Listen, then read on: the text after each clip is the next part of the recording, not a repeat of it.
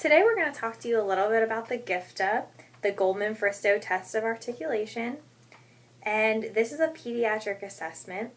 It provides information about a child's articulation ability by sampling both spontaneous and imitative sounds.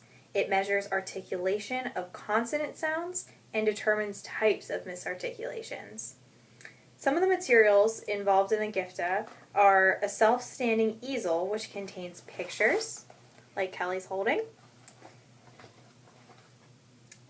and each section of the easel is tabbed for the examiner with the different subsections. There's a manual that provides information on the rationale of the test, as well as administration and scoring procedures. Very important to read this as a first step. There's a supplemental developmental norms booklet which provides by gender the percentage of correct articulations of consonants or consonant clusters for children ages 2 to 8 years old. These developmental norms allow clinicians to set their own mastery age, which is the youngest age at which the p-value is at a certain point. There's a response form which contains 3 different grids, as you can see here. There's 3 different grids for initial, medial, and final position. Alright, so we're going to give you an example of how the different subsections of the GFTA are administered. Okay, so we're going to start with the sounds and words section. That's just inside the flap of the form. You can see that. Okay, we're going to start. What do you call this? House. A house. Good job.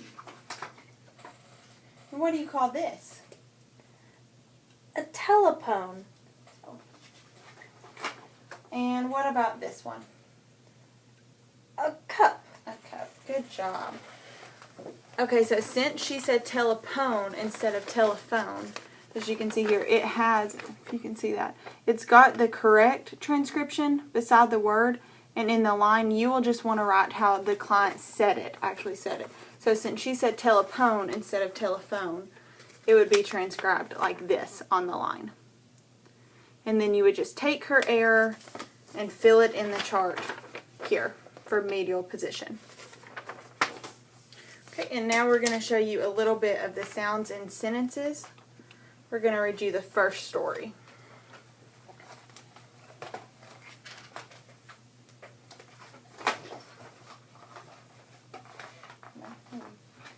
Okay, Emily, I'm going to show you some pictures and tell you a story about them. Listen and watch carefully. After I finish, I want you to look at the pictures and tell the story back to me, okay? Okay. Jerry is playing with his drum, ball, and wagon. He is making too much noise. His mother makes him stop. It is time to take a bath. Jerry is taking a bath. Oh no! He loses the soap. He cannot find it because it's outside of the bathtub. See the soap? It's on the floor.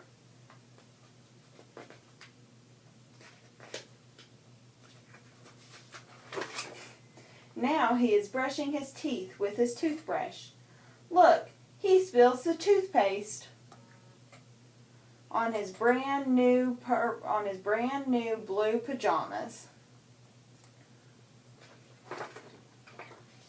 Nothing else can happen tonight, thinks Jerry. He yawns and reaches to turn out his new yellow light. Oh no! He knocks over the yellow light. After a bad night, Jerry is finally sleeping. His daddy covers him with the sheet. Whoops! His foot rips the sheet. Okay, Emily, I want you to retell the story back to me now, okay? What happens here? Jerry is playing with his ball and his wagon and his drum. He's really loud. His mom says he needs to go take a bath. If he's really loud, what does that mean he's making? Too much Noise. Noise. Good job. And what's happening here? Jerry's in the bathtub taking a bath, and his soap slipped. And now he's reaching, it's on the floor. When his soap slip, what did he do? Did he find it or lose it? He lost it. Yeah. And what about here?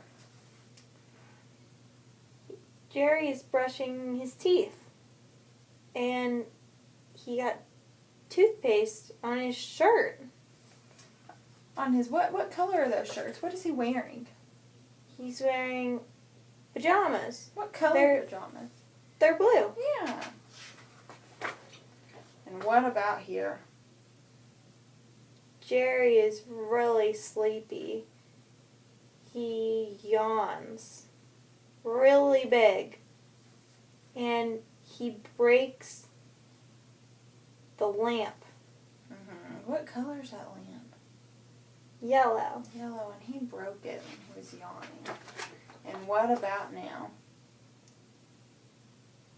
Jerry's daddy tucks him in, and his foot made a hole. It went through the sheet. Do you think he can still go to sleep in his bed even though there's a hole in it? No. No. Okay. That's it. Okay, so that was an example of the first story in the sounds and sentences. And now, because she missed the sound F and any other sound she misses in the sound and words and the sound and sentences, we would go to the stimulability part of the test. And we would just test the sounds that she's missed to see if she can make the sounds. So we're going to do F since she missed that. Okay, I want you to watch my mouth and make this sound. Let's try one more time.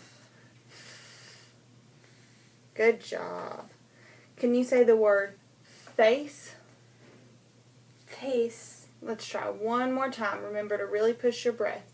Face. Face. Good job. Let's try and say this sentence. My face is clean. My face is clean. Excellent. Okay, and then to score it, you would take all the words or all the sounds that she's missed in each section and count them up, and that's your raw score. And then you just go in your scoring manual and look up the raw score for the gender and age, and it'll translate it to an age equivalency, a standard score, and a percentile rank.